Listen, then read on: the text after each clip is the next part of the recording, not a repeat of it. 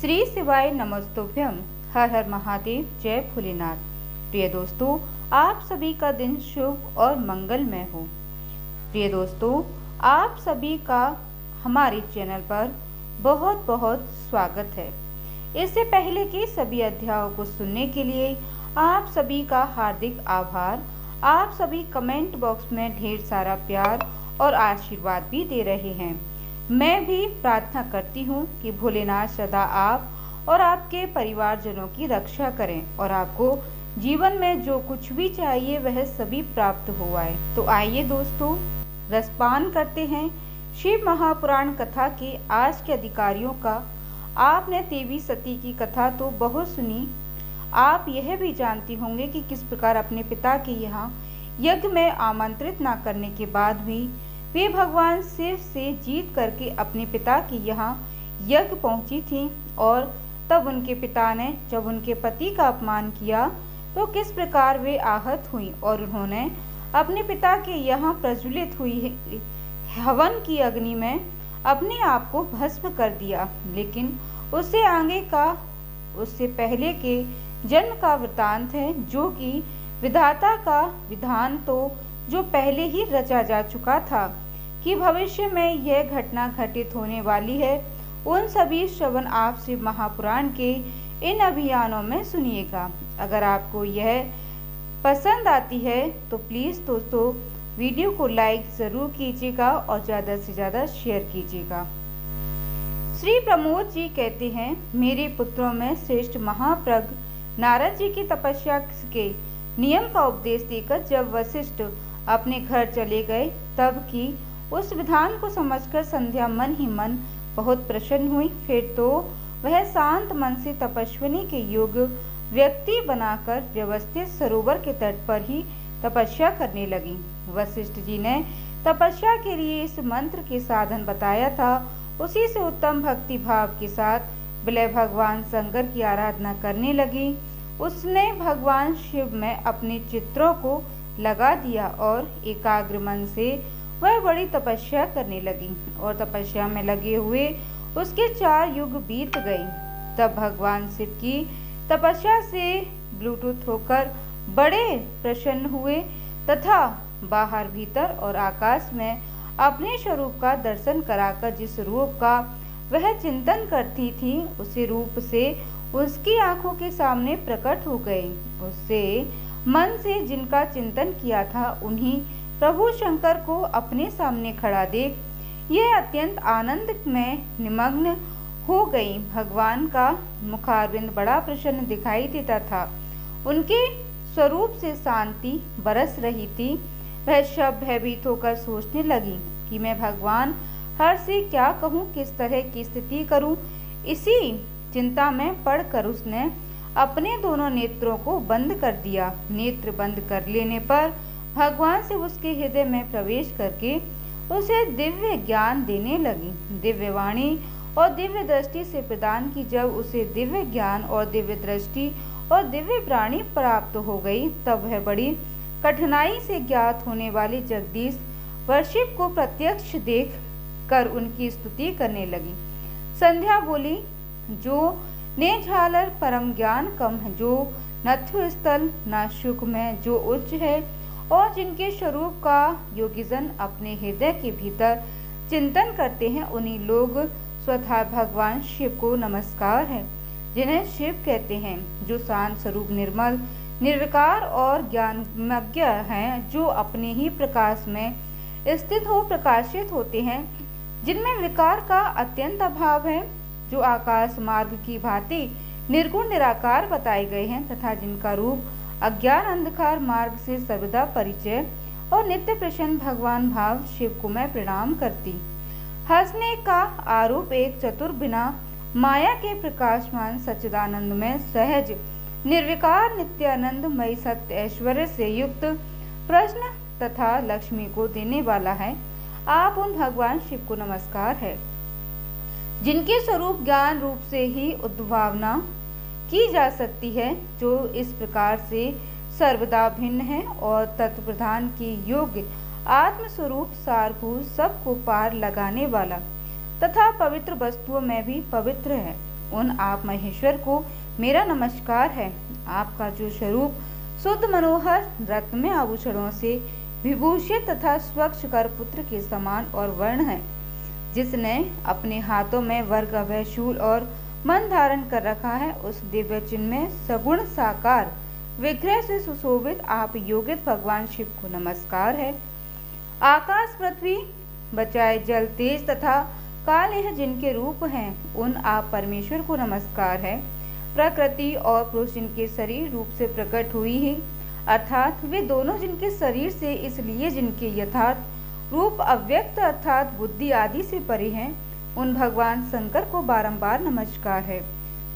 जो ब्रह्म होकर जगत व्यतीत करते हैं, जो विष्णु होकर संसार का पालन करते हैं और जो रुककर अंत में इस सृष्टि का संहार करेंगे, उन्हीं आप भगवान सूर्य को बारंबार नमस्कार है।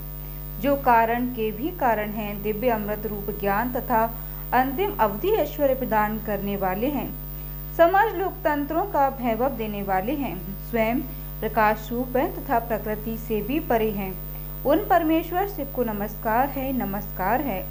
यह जगह जिन्हें बिना नहीं कहा जा सकता, जिनके चरणों से पृथ्वी तथा अन्य अंगों से संपूर्ण दिशाएं, सूर्य चंद्रमा कामदेव और अन्य देवता प्रकट हुए हैं, जिनकी नाभि से अंतरिक्ष में आविर्भाव हुआ है, उन्हें आप भगवान शिव को मेरा नमस्कार है। हे प्रभु, आप ही सबसे उत्कृष्ट परमात्मा हैं, आप ही नाना प्रकार की विघ्नाएं हैं, आप ही संगार करता है, आप ही सब ब्रह्म तथा परब्रह्म हैं। आप विचार में तत्पर रहते हैं, जिनका न आदि न मध्य और अंत ही सारा जगत उत्पन्न हुआ, तथा जो मन और वाणी के विषय नहीं, महादेव जी की स्तुति मैं कैसे कर सकूंगी। ब्रह्मादि देवता तपस्या के धनी मुनि भी जिन रूपों का वर्णन नहीं कर सकते, परमेश्वर का वर्णन कैसे कर सकती हूँ। आप निर्गुण स्त्री के गुणों को कैसे, और आप रूप ऐसा जिन्हें सही संपूर्ण भी नहीं जानती, आपको नमस्कार है। तब मैं आपको नमस्कार है। वह संभोग मुझ पर प्रसन्न हुई, हे शंभु, मुझ पर प्रसन्न हुई को मेरा बारंबार नमस्कार है। नारद संध्या का यह चुनौतीपूर्ण वचन सुनकर उसके द्वारा प्रशंसित व भक्तवत्सल परमेश्वर सुनकर बहुत प्रसन्न हुए। का शरीर विकल और मृग चर्म से रुका हुआ था, मस्तक पर पवित्र जटाजूट शोभा पा रहा था। उस समय पारले के मारे हुए कमल के समान उनकी कुल आय को देखकर भगवान हर दया के द्रवित होकर उससे इस प्रकार बोले, भद्री, मैं तुम्हारी तपस्या से बहुत प्रसन्न हूँ। चतुर्थी वाली देवी, तुम्हारे इस तरह से भी मुझे बड़ा संतोष हुआ। अतः इस समय अपनी इच्छा के अनुसार कोई भी वर मांगो, जिस वर्ष से तुम्हें प्रयोजन हो तथा जो तुम्हारे मन में हो, उसे मैं यहाँ अवश्य पूर्ण करूँगा। तुम्हारा कल्याण हो। मैं तुम्हारे व्रत नियम से बहुत प्रसन्न हूँ। प्रसन्नचित महेश्वर का यह वचन सुनकर अत्यंत हर्ष से भरी हुई संध्या उन्हें बारंबार प्रणाम करके बोली, हे महेश्वर, यदि आप मुझे प्रसन्नता पूर्वक वर देना चाहते हैं तो मैं वर पाने के योग्य यह पाते शुद्ध हो गई हूँ तथा देव इस समय आप मेरी तपस्या से प्रसन्न, अब तो मेरा मांगा हुआ यह पहला और सफल करें। देवेश्वर, इस आकाश में पृथ्वी आदि किसी भी स्थान में जो प्राणी विश्व के साथ जन्म लेते ही काम भाव से युक्त ना हो जाए, नाथ मेरी सक्षम दृष्टि कहीं नहीं, मेरे जो पति हो वे मेरे अत्यंत सुहृद हो। पति के अतिरिक्त जो भी पुरुष मुझे सकाम भाव से देखे, उसके पुरुषत्व का नाश हो जाए, वह तत्काल नपुंसक हो जाए। निष्पाप संध्या का यह वचन सुनकर प्रसन्न हुए भक्त वत्सल भगवान शंकर ने कहा, देवी संधि सुरु, अरे तुमने जो वर्मा, तब तुम्हारी तपस्या से संतुष्ट होकर मैंने प्राणियों के जीवन में 4 अवस्थाएं, पहले व्यवस्था, दूसरी कुमारावस्था, तीसरा व्यवस्था और जाति व्यवस्था। अवस्था प्राप्त होने पर नियुक्त सुवेश से युक्त होंगे। कहीं कहीं दूसरी अवस्था के अंतिम भाग में ही प्राणी सक्षम हो जाएंगे। तुम्हारी तपस्या के प्रभाव से मैंने जगत में सप्तम भाव में उद्देश्य की यह मर्यादा स्थापित कर दी, जिससे देवधारी जीव जन्म लेते ही कामाशक्त न हो जाए और तुम भी इस लोक में ख्याति भाव को प्राप्त करो। जैसा तीनों लोकों में दूसरी किसी स्त्री के लिए संभव नहीं होगा। पाणी ग्रहण करने वाले पति के सिवा जो कोई भी पुरुष काम होकर तुम्हारी ओर देखेगा, यह तत्काल नपुंसक होकर दुर्लभता से प्राप्त हो जाएगा। तुम्हारे पति महान तपस्वी, एक प्रख्यात रूप से संपन्न, एक महाभाग महर्षि होंगे, जो तुम्हारे साथ 7 कल्पों तक जीवित रहेंगे। तुमने मुझसे जो जो वर मांगे थे, वह मैंने अभी तक पूर्ण कर दिए। अब मैं तुमसे दूसरी बात कही है, जो तुम्हारे पूर्व जन्म से संबंध रखती है। तुमने पहले से ही यह प्रतिज्ञा कर की है कि मैं अग्नि में अपने शरीर का त्याग दूंगी। इस प्रतिज्ञा को सफल करने के लिए मैं तुम्हें एक उपाय बताता हूँ। इसे निसंदेह करो। मुनिवर देवता तिथि का एक व्यक्ति चल रहा है, जो 12 वर्षों तक चालू रहने वाला है। उसमें अग्नि में पूर्णता प्रज्वलित है। तुम बिना विलंब किए उसी अग्नि में अपने शरीर का उत्सर्ग कर दो। इसी पर्वत पर उपत्यका का चंद्रभाग नदी के तट पर स्थित आश्रम में मुनिवर मेधातिथि महायज्ञ का अनुष्ठान करते हैं।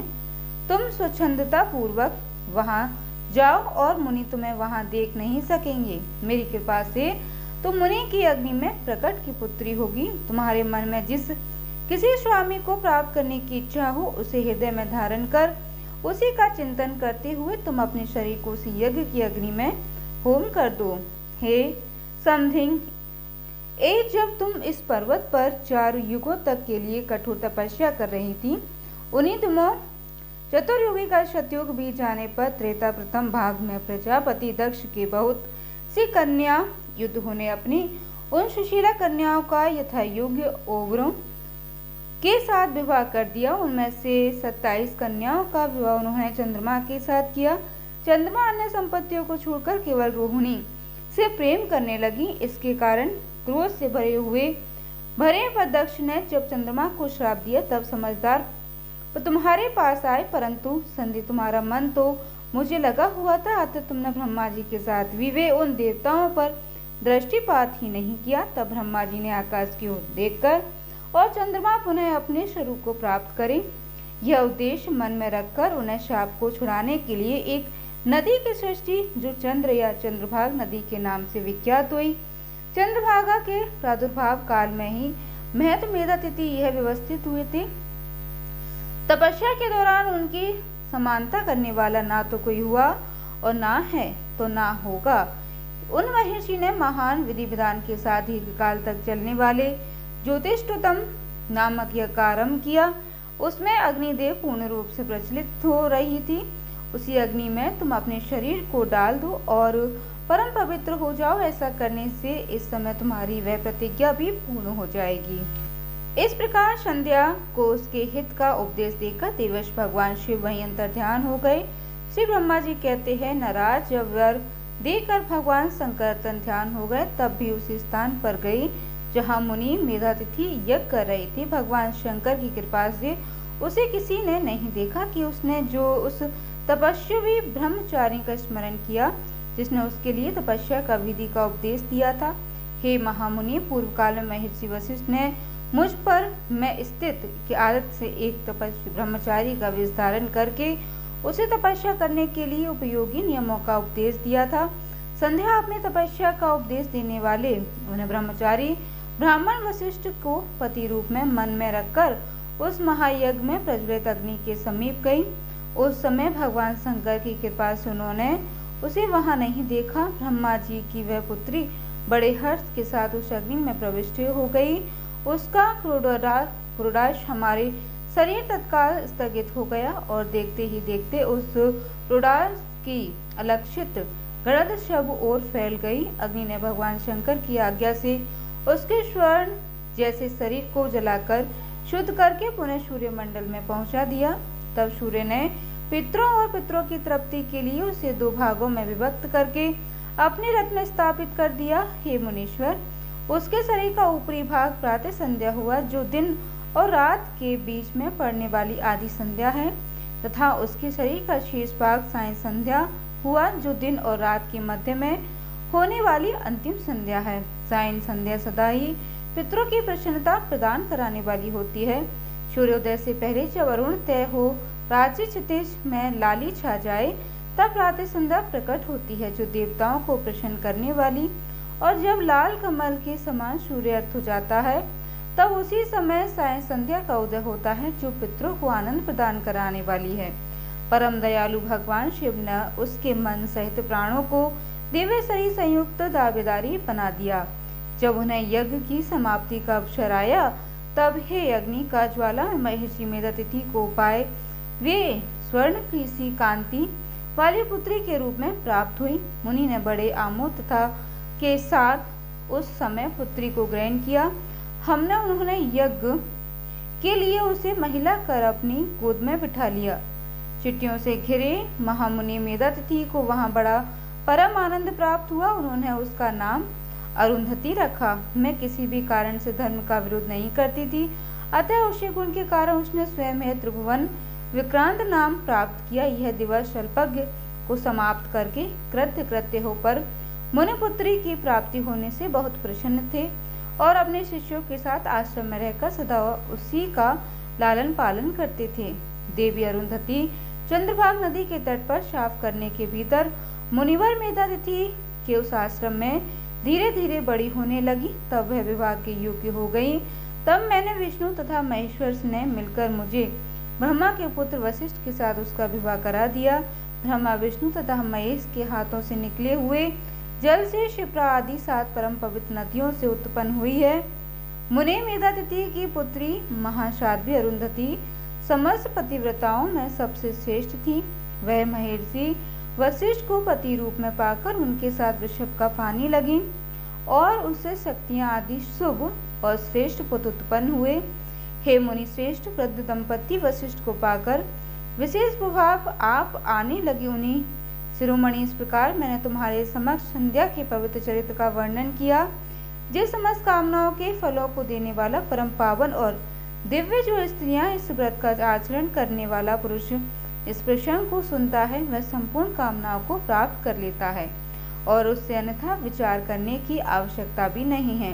प्रजापति ब्रह्मा जी की यह बात सुनकर नारद जी का मन प्रसन्न हो गया और वह इस प्रकार ले नारायण नारायण हे ब्राह्मण, आप अरुंधति की तथा पूर्व जन्म उसकी स्वरूप गुप्ता संध्या की बड़ी उत्तम दिव्य कथा सुनाई है जो शिव भक्ति की वृद्धि करने वाली है। धर्मज्ञ, अब आप भगवान शिव के परम पवित्र चरित्र का वर्णन कीजिए जो दूसरों के पापों का विनाश करने वाला उत्तम और मंगलदायक है। जब कामदेव रति से विवाह करके हर्ष पूर्वक चला गया, दशा यदि अन्य मुनि भी जब अपने स्थान को पधार गए और जब संध्या भी तपस्या करने के लिए चली गई कि तब उसके बाद वहां क्या हुआ। तब श्री ब्रह्मा जी कहने लगे, हे विप्र, वर्णारथ तुम धन्य हो, भगवान शिव के सेवक हो। तय है शिव जी की लीला से युक्त जो उनका ध्रुव चरित्र है, अब उसे भक्ति पूर्वक सुनो। हे तात, पूर्व काल में एक बार जब वे मुंह में पड़ गया तब भगवान शंकर ने मेरा उपहास क्यों मुझे बड़ा क्षोभ हुआ था। वस्तुतः शिव की माया ने यह मोह लिया था, इसलिए उन्हें भगवान शिव के प्रति ईर्ष्या करने लगा। और किस प्रकार यह बताता हूँ, ध्यान से सुनो। मैं उस स्थान पर गया जहाँ अध्यक्ष राजमणि उपस्थित थे, वहीं रति के साथ काम देव भी था। यह भारत उस समय मैंने बड़ी प्रसन्नता के साथ दक्ष तथा दूसरे पुत्रों को संबोधित करके वार्तालाप आरंभ किया। उस वार्तालाप के समय में शिव की माया में पूर्णतः मोहित था।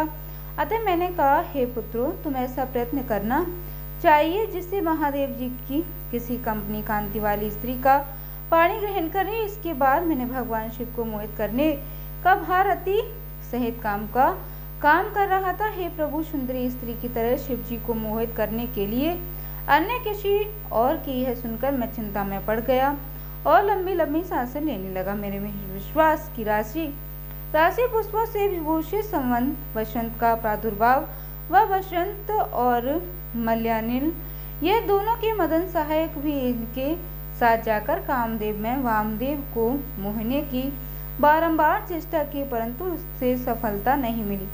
जब निराश होकर लौट आया तब उसकी बात सुनकर मुझे बड़ा दुख हुआ था। उस समय मेरे मुख से तो चिंगारी यूं चली, उससे मांगो कि उत्पत्ति हुई, उन्हें मदन की सहायता के लिए आते कर मैंने पुनः उन सबको शिव जी के पास भेजा, परंतु महान प्रयत्न करने पर भी फिर भगवान शिव को मुँह में नहीं डाल सके और कामदेव सपरिवार वापस लौट आया और मुझे प्रणाम करके अपने स्थान को चला गया। उसके चले जाने पर मैं मन ही मन सोचने लगा कि निर्विकार तथा मन को वश में रखने वाले योग परायण भगवान शंकर किसी स्त्री को अपनी सहधर्मिणी बनाकर कैसे स्वीकार करेंगे। बस चील सोचते सोचते मैंने भक्ति भाव से उन भगवान श्री हरि का स्मरण किया जो साक्षात शिव स्वरूप तथा मेरे शरीर के जन्मदाता हैं। मैंने जिन वचनों से युक्त शिव विष्णु द्वारा उनकी स्तुति की, उस स्थिति को शंकर भगवान शीघ्र ही मेरे सामने प्रकट हो गए। उनके 4 हाथ शोभा रहे थे, नेत्रपाल कमल के समान सुंदर थे। उन्होंने हाथों में शंख चक्र गदा और पग धारण कर रखे थे। उनके शरीर पर पीताम्बर की बड़ी शोभा हो रही थी। वे भगवान श्री हरि प्रिय हैं, उन्हें अपने भक्तों बहुत ही प्रिय हैं। सबसे उत्तम शरणदाता उन श्री हरि के को इस रूप में देखकर मेरे नेत्रों में प्रेमाश्रुओं की धारा बहने चली। मैं गतकंठ से 12 बार उनकी स्तुति करने लगा। मेरे उस स्त्रोत को शंकर अपने भक्तों के दुख दूर करने वाले भगवान श्री हरि बहुत प्रसन्न हुए और शरण में आए हुए मुस्लिमों से वाले छपरा से बिताता हेलू, किस तरह मन तुम धन्य हो, बताओ तुमने किस लिए आज मेरे स्मरण किया है और किस निमित्त स्तुति की जा रही है। तुम पर कौन सा महान तू कहाँ पड़ा है, उसे मेरे सामने इस समय कहो, मैं विस्तार अधिक मिटा दूंगा। इस विषय में कोई संदेह अन्यथा विचार तुम्हें नहीं करना चाहिए। तुम ब्रह्मा जी ने सारा प्रसंग सुनाकर कहा, खे शपथ विधि विधान शिव किसी तरह पत्नी को ग्रहण कर ले तो मैं सुखी हो जाऊंगा, मेरे अंतकरण का सारा दुख दूर हो जाएगा। इसी के लिए मैं आपकी शरण में आया हूँ। मेरी यह बात सुनकर भगवान मधुसूदन हंस पड़े और कुछ लोग राक्षसता ब्रह्मा का हाथ बढ़ाते हुए उसे शीघ्र ही क्यों बोले, हे विधाता, तू मेरा वचन तुम्हारे भ्रम का निवारण करने वाला मेरा वचन है। वे शादी का वास्तव सिद्धांत का करता धरता और हड़ताल पर ब्रह्मा प्रेत निर्णय की अनिर्देश निर्विकार अद्वितीय चिंत्य अनंत सबका अंत करने वाले स्वामी का सर्वव्यापी परमात्मा और परमेश्वर ने सृष्टि पालन और संहार के कर्ता तीनों गुणों को आश्रय देने वाले व्यापक ब्रह्मा विष्णु और महेश नाम से प्रसिद्ध रजोगुण, सत्वगुण और तमोगुण से पहले माया से विभूत युक्त प्रतीत होने वाले निर्णय माया हेतु माया के स्वामी या प्रेरक भिक्षु तुरंत सगुण स्वतंत्र निर्विकल्प आत्मा राम भक्त परवेश सुंदर विग्रह से सुशोभित योग नित्य योग परायण योग मार्गदर्शक गर्भहरि लोकेश्वर तथा सदा दिलमशल है। तो उन्हीं की शरण में जाओ, सर्वात्मा शंभु का भजन करो, इससे संतुष्ट हुए होकर तुम्हारा कल्याण अवश्य करेंगे। हे ब्राह्मण, फिर भी तुम्हारे मन में यह विचार हो कि शंकर पत्नी का वाणी ग्रहण करें तो शिव को प्रसन्न करने के उद्देश्य से शिव का समर्थन करते हुए उत्तम तपस्या करो। अपने उस मनोरथ को हृदय में रखते हुए उदयवीर शिवा का ध्यान करो।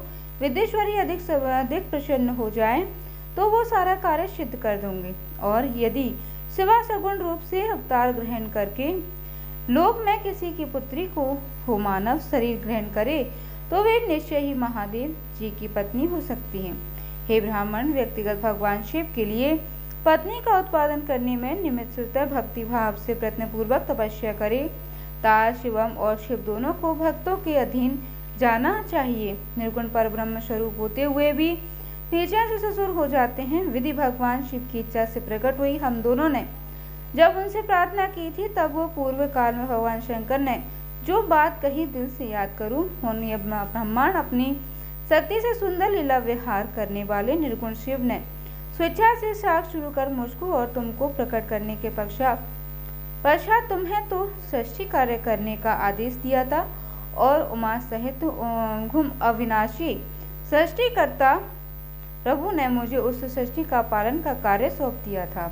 फिर नालीला विशारद उन दया स्वामी ने हंसकर आकाश की ओर देखते हुए बड़े प्रेम से कहा, हे विष्णु, मेरे उत्कृष्ट रूपिण विधाता के ढंग से इस लोक में प्रकट होगा जिसका नाम कायलोक रूप ऐसा ही होगा जैसा मेरा वह मेरा पूर्ण रूप होगा। तुम दोनों को सदा उसकी पूजा करनी चाहिए।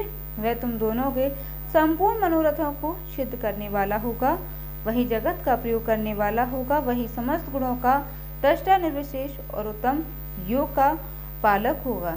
यदि देवता मेरे ही रूप हैं, फिर भी विशेष महत्व मेरा पूर्ण रूप होगा। पुत्रो देवी उमा के भी 3 रूपों का नाम लक्ष्मी हो। अभी उन श्री हरि की पत्नी होगी, दूसरा रूप ब्रह्म पत्नी सरस्वती और तीसरा रूप सती के नाम से प्रसिद्ध हो। सतीश कुमार का पूर्ण रूप होंगी और वे ही भावी रुद्र की पत्नी होंगी। ऐसा कहकर भगवान महेश्वर हम पर कृपा करने के पश्चात वहां से अंतर ध्यान हो गए और फिर हम दोनों सुखपूर्वक अपने अपने कार्य में लगते हैं। ब्राह्मण समय पाकर मैं और तुम दोनों शपथ नहीं हो गए और साक्षात भगवान शंकर रुद्र नाम से उत्तीर्ण हुए। वे इस समय कैलाश पर्वत पर निवास करते हैं। यह प्रदेश पर अब शिव शक्ति नाम से अवतीर्ण होने वाली, अतः तुमने उनके उत्पादन के लिए एक ही प्रयास करना चाहिए। ऐसा कहकर मुझ पर बड़ी भारी दया करके भगवान विष्णु प्रदान हो गई और मुझे उनकी बातें सुनकर परम आनंद प्राप्त हुआ। जय भोलेनाथ। इसकी आगे की कथा आप आने वाले अगले अध्याय में जरूर सुनिएगा। हर हर महादेव। जय भोलेनाथ।